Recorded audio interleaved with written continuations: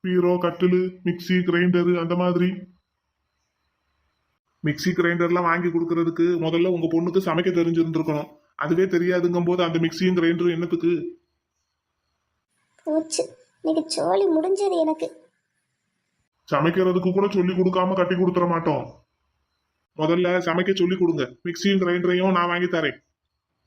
இவரை கௌரவப்படுத்திக்கிறாரா இல்லை என்னை அவமானப்படுத்துறாரான்னே தெரிய மாட்டேங்குது. இந்த மலரு கூடயே வந்துக்கிட்டு சும்மா நின்றுக்கிட்டு இருக்காளே பாதகத்தி. சரி, அப்போ கட்டிலு. தூக்கத்துல கட்டில இருந்து கீழே விழுந்து அப்புறம் கை காலில் ஏதாவது அடிபட்டுச்சுன்னா தேவையில்லாத ஆஸ்பத்திரி செலவு தானே. பாய விரிச்சு கீழே படுத்துக்கிடுவோம். மானத்தை வாங்குறாரு. சரி, கட்டிலு வேண்டான்ட்டீங்க. பீரோ அதுவாச்சும் வாங்கி கொடுக்கலாமா?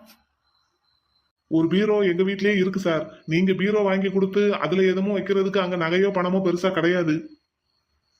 சும்மா வெறும்